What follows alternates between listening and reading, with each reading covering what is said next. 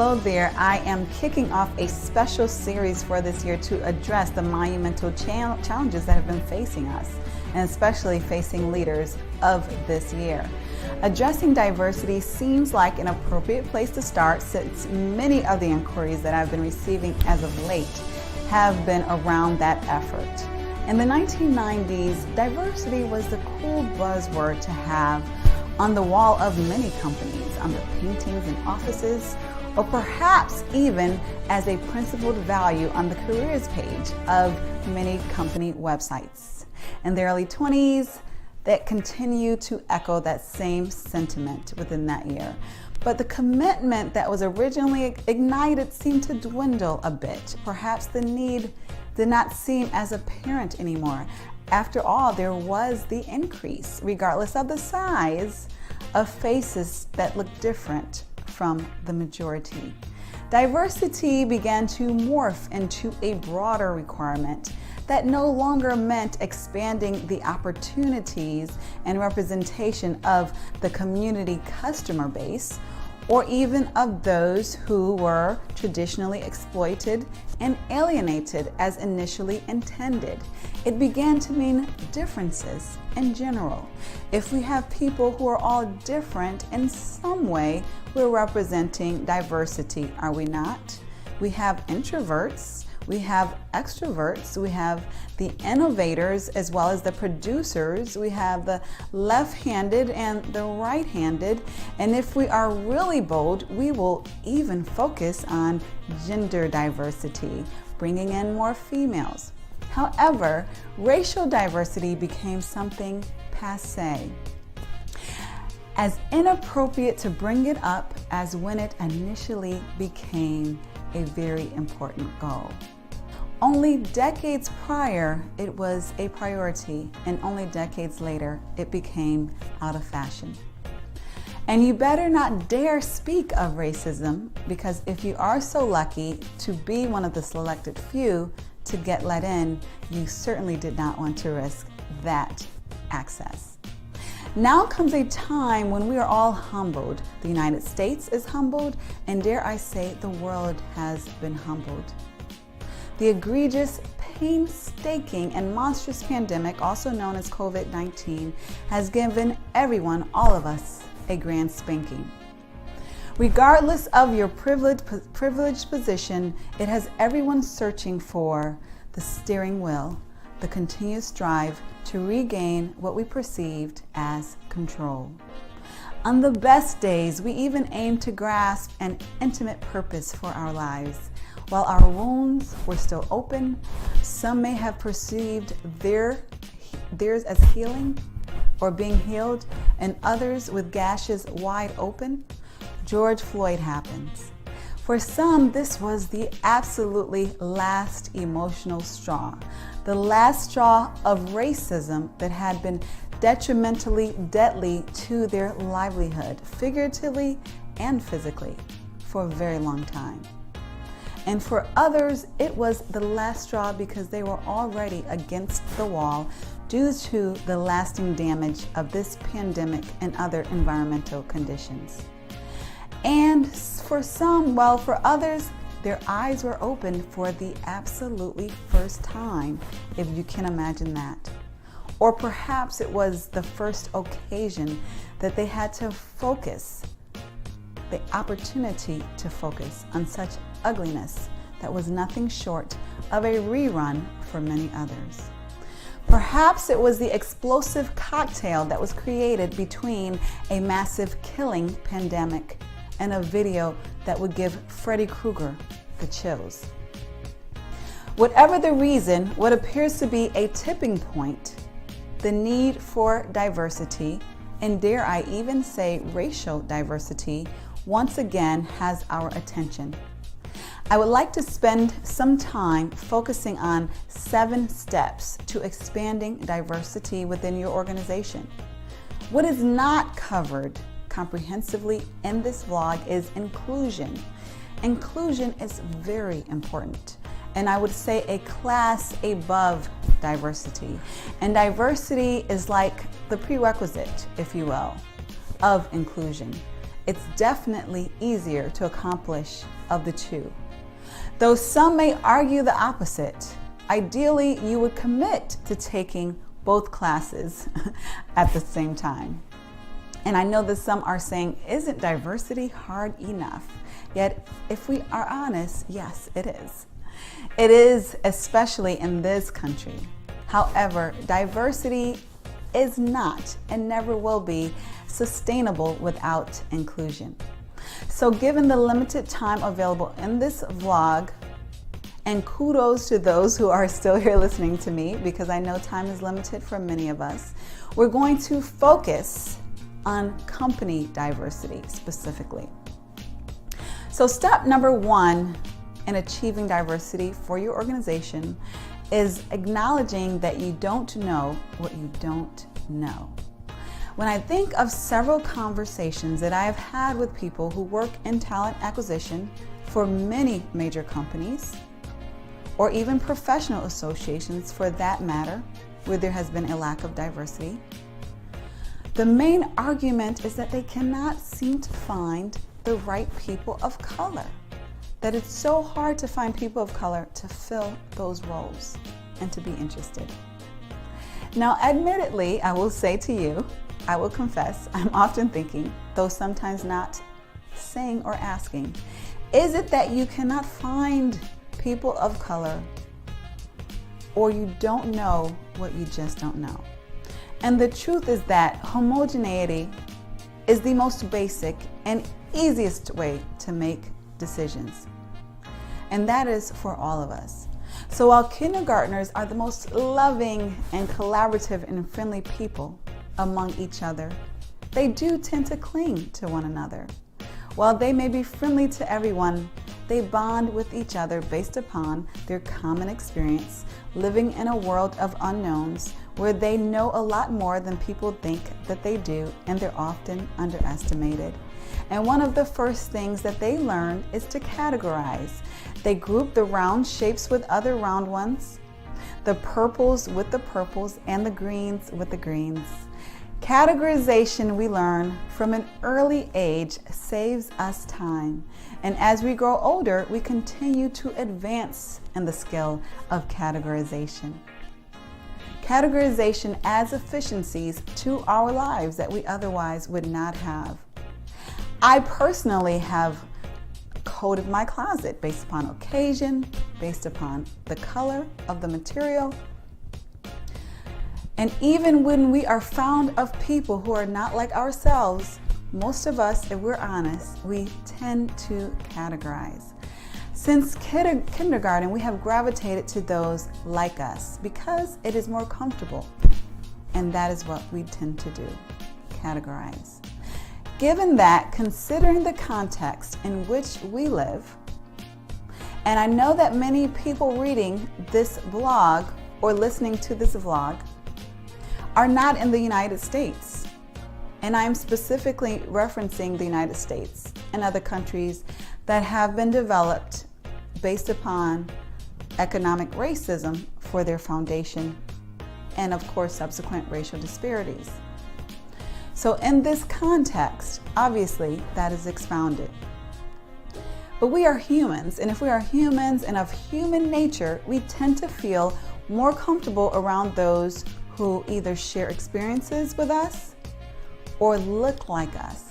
And it's our normal tendency to categorize them in ways that we would expect to or not expect to in a knee-jerk fashion.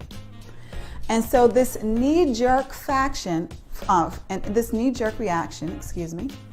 categorization also is the way that we will typically hire those who are like ourselves. Why would anything more or less than that be expected? And then you put that in the context of an economically driven, racially disparaging tradition, and you have what we have today, and that is a racism pandemic in a world that may ironically deem themselves as post-racial. I am reminded of a time when I was in church. I'm still in church, but there was a special occasion where blue was the color that we were to wear. Now, I went shopping and I went to at least 3 of my favorite stores, and I could not seem to find that right blue dress. Interestingly enough, I saw several green dresses. There were just green dresses all over the place. And perhaps, maybe just perhaps, that's because green is my favorite color. I wasn't used to wearing blue, I would admit, and blue was a stretch for me, and I rarely, if ever, wore blue. I eventually found a blue dress online, but I lacked a connection to it. I just was not used to wearing it. Sure, some may be offended that I dare compare people to dresses. And I agree, it's not that simple. Though what is that simple is that we are emotionally driven beings. Oftentimes we believe that we're making sound, objective decisions when we're doing nothing of the sort. We're simply responding to what feels the most familiar, the most emotionally comfortable. And some of us call it a gut feeling. Dare we not trust our gut in this modern era of self-actualization? Even in this proclaimed era of self-actualization, we must be open to learning from others in order to achieve greatness. I don't know Spanish very well, so I'm taking Spanish classes. I get help from my Spanish friends, and I don't assume that there's no use for Spanish simply because I don't know how to master the language yet. And so let's not assume that there is no need to attempt diversity simply because you haven't yet mastered it. Be open to learning from others, even if you have achieved greatness in specific areas. What many do not know is that diversity takes significant effort. While I love diverse environments and novel experiences, this is not the norm. Most people of all races prefer what is familiar. Familiar is more comfortable. Comfortable is convenient. And this leads us to number 2. Get comfortable with being uncomfortable. If you are genuinely desiring diversity within your organization, you're going to be uncomfortable at times. You may be uncomfortable when they have personal stories to which you cannot relate. You might be uncomfortable because they don't get your jokes. You might be uncomfortable when they disagree with your seasoned and tenured opinion. If you're at the most elementary stages of racial and cultural diversity, you may even be uncomfortable by such superficialities as the differences of foods that they eat, or the differences in their hair, and even maybe their skin. Though if you are genuinely hoping to work in a diverse work environment, you will be comfortable with your lack of comfort and with being uncomfortable until you become more comfortable. The third step, which has been implied already, is to not trust your gut. Do not trust your gut when it comes to increasing diversity within your organization. I know this sounds counterintuitive from everything that you have learned regarding how to live and how to make decisions. However, when building diversity, it is selfish and downright dangerous to rely on your gut. In this modern era, thankfully, we have access to more objective tools and data than we ever have in the past. When hiring and promoting, we should use assessments and simulations to help us make objective decisions. Such tools help us to analyze the quality of talent that is not subjectively based, but based on relative subject matter expertise and performance ability. Now let's get to step number 4. And step number 4 is knowing your community. Know your community base because it is important for 2 reasons. Firstly, the more that you know your community base, the more knowledgeable that you will be in finding and attaining diverse talent that is not far away. Quite conveniently, a community base can conceivably be global at this point in our modern era. This is most commonly found among higher level positions that typically include searches that will pay, will reimburse, will sponsor relocation globally even. The second important reason that you want to be intimate and know your community base is because every organization should be an asset to their community. Not just a taker, but an asset.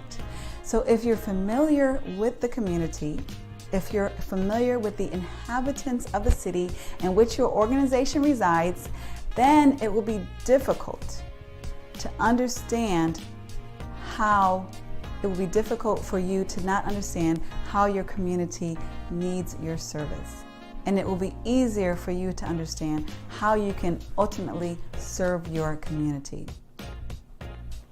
Knowing your community base will help you not only to better your community, it will help you to know the diverse representation that exists within it for your organization, to tap into it, to obtain diverse talent that exists right there underneath your nose.